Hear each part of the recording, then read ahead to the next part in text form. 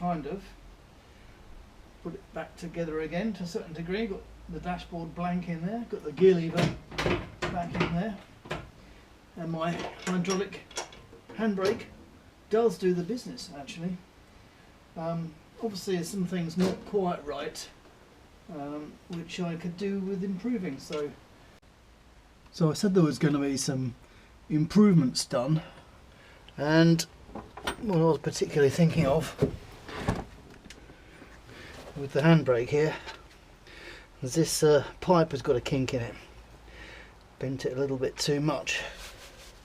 But not only that, it's a bit ugly, all this. So I've actually bought some more Ven Hill bits and pieces, and I'm going to use a banjo connection, hopefully, if I can get this thing to screw in. And the first thing I've discovered is the banjo bolt here, which is supposed to be 7/16 UNF. Clearly isn't the same thread, so it's not going in there. Ah, well, that's a good start, isn't it? Well, it's a good start, not, but what I think you can see, however, with this 90°, the banjo itself, that could provide quite a nice, neat connection. But I do need to find the right banjo bolt to go in there. Right then, back to my braking system improvements.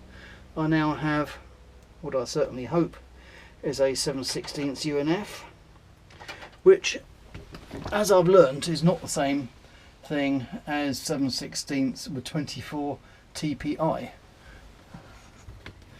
So there we are. So I've got this one, and I can see it's too short. These are imperial threads. You perhaps wouldn't have expected them to be, but what is this? 3/8 UNF. So no BSP, no NPT, no metric, nothing like that. And this one is 7/16 UNF.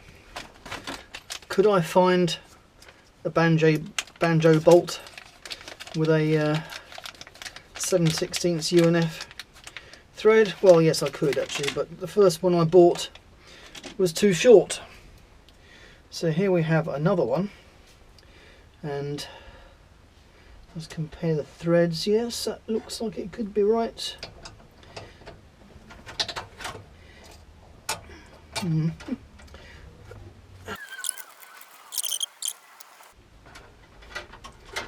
problem we have exists.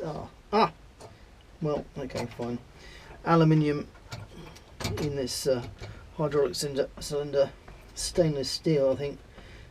Okay, having established that this bolt here is in fact not what do I think it was, not 15mm. It's not 17, it's probably about 16, but actually it seems remarkably comfortable with this one, which is 5/8 of an inch, so thus reflecting the mixed imperial metric situation in this car that I was in fact trying to avoid. Oh well.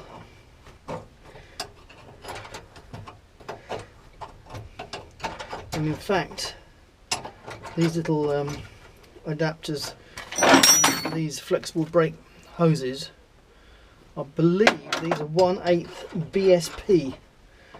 So again, a bit of a mixture. It's not tightening up. It's run out of thread. So I think what that shows me is my banjo bolt is now too long. I'm just going to measure the depth of the thread in here, which appears to be 10.4mm. Let's measure the length of the thread in here. Oh dear, yeah, there's virtually nothing in it, to be honest. Virtually nothing in it. So I'll just take a tiny bit off the end of this banjo bolt. Okay, so I'm just taking a whisker off the end of the banjo bolt.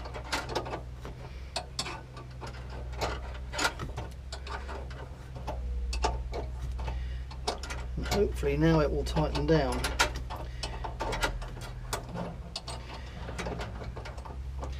Now it's a little known fact, perhaps, that 7/16 UNF is the standard size across the car industry, pretty much, I think, for a seatbelt bolt.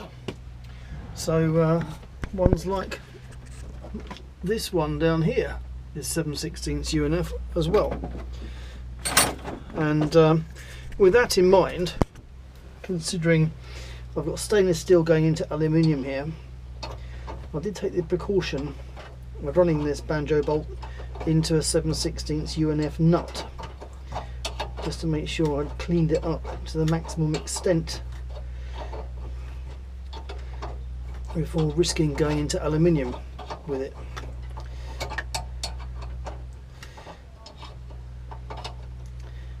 And look at that.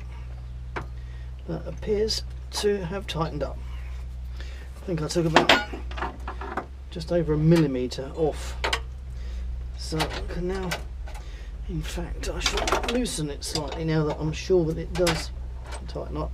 So I can now put my flexible hose. Okay, getting that hose on was quite tricky coming from underneath, but now it should be a doddle. And this installation, annoying though it is to have to take these pipes off, re-flare the ends and all that business, in actual fact, I think you will agree that having it like this is a heck of a lot neater. And there we are. So that's installed. I just need to change the copper bits. We should have a much neater solution. So I've got my new arrangement for the hydraulic handbrake, which means I've had to strip out what I had in there before. That's my brake bias valve there, and I'm hoping that I can feed this in. It's quite congested down here because of the small size of the transmission tunnel, unfortunately. So yeah, trying to squeeze it all in without fear of clashing, shall we say, is not that straightforward. But anyway, I've got a plan to route the pipe like that, but of course I've got to feed it in like this, which I've already had a go at, and it's not that straightforward, but maybe it can now shorten the pipe a little bit, which I had to do. Okay, it's gone under there.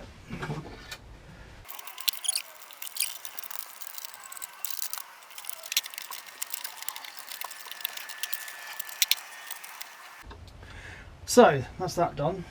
I just need to attach the other end.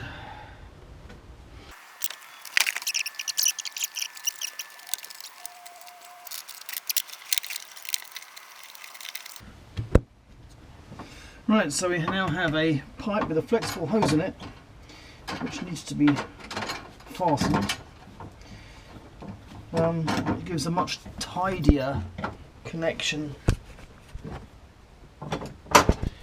Gives a much tidier connection to the hydraulic handbrake itself.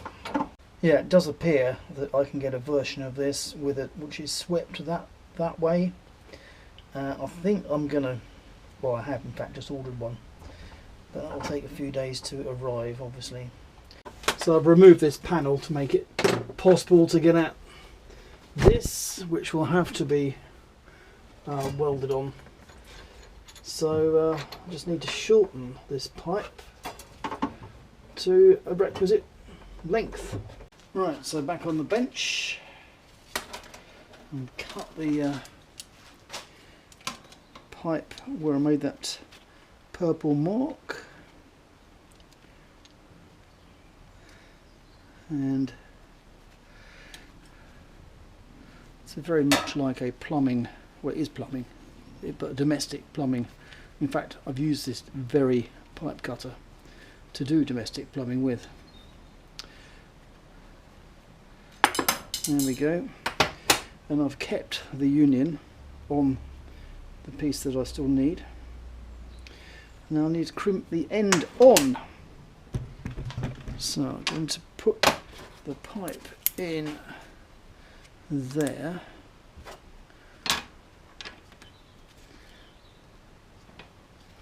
so the pipe just sticks out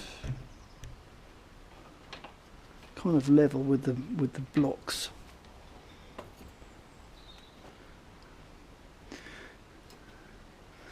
I'll swing that back over there.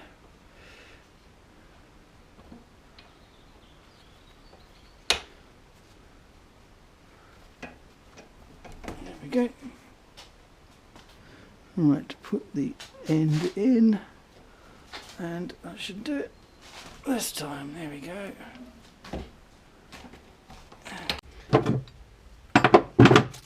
So a few days later, I have my different elbow, which, as you can see, has got a slight difference. It's not as much a difference as I would have liked, to be honest, but that's the maximum I can get. So I shall take this off, and I think I need to undo that as well. What happened to my screwdriver? Screwdriver? What's happened to my spanner? Spanner. I shall just undo that. Okay then, well that provides a useful relaxation to the flexible tube there, but I do still need to finalise the position of my mounting bracket down here.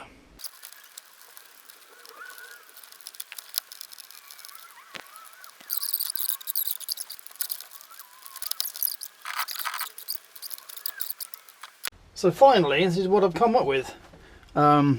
Because this tunnel is so small, I had to find ways of recessing the brake pipe flexi joiners into the rigid pipes in between the chassis tubes to make them further away from the prop shaft. But eventually I've done that, and it does have the advantage that you can do this with the handbrake. So that's good. So I just yeah, this wouldn't be a problem on many cars, but this transmission tunnel is tiny for reasons I don't really understand, but there it is. So everything's in position, and I can put the lid back on.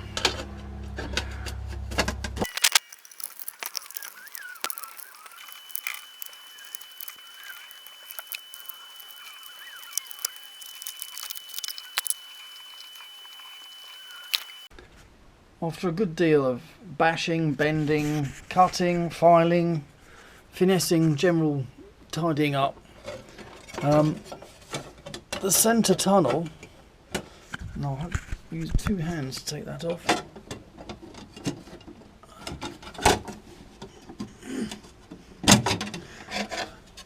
It's looking fairly tidy installation wise. All the screws are in, and they are screws because maybe I'll want to take the cover off again, but there's a heck of a lot of them, so that's hard work. And the right angle bends made all the difference regarding the neatness of this installation, as did using this dead space behind the chassis tubes going into the skin of the tunnel, which is amazingly small on this car, so as to avoid the prop shaft obviously. But having done all that, that looks pretty tidy. It's been blinking hard work, because I don't know why Gilbern made the tunnel go down like this. Bear in mind, it's more tightly fitting to the gearbox than it originally was, but it's still higher there than it ever was. That it's still, what am I trying to say? I haven't reduced the height of this. This was always that small, and so for reasons unknown, it's very, very tight fit indeed. So if I was going to be doing anything like this again, I undoubtedly would be drawing a straight line between here and here, here and here, which would give a load of extra space. Never mind, that's just how it is. But anyway, it's looking pretty tidy as an installation. All I need to do now is test the brakes again. Although we have seen the rear brakes lock up. Although when I say lock up, I mean the distinct pressure on the lever. It'll still be some time before we can see the car in motion. But yeah, I think that's getting close to being finished on the inside, aside from the dash, of course. Yeah. So what did I learn after all that? Well, quite importantly, these banjo connections seem to be absolutely fine. So that's good. I will say that I did actually have to swap them over, because this one comes from the reservoir at the front and this one goes towards the back of the car. I did get that wrong, so I had to swap them. So this is the reservoir side from the front, and this is the one going to the back wheels. Now, what I can't do, of course, is demonstrate this in action very well, because the car's not a driver. But what I can do is kind of a simulation. Get spinning the wheels round, and then, and again perhaps.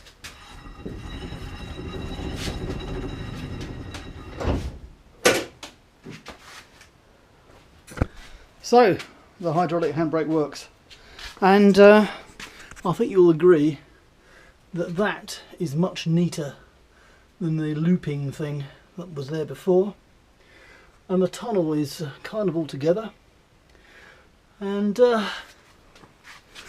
yeah, not quite done, because well,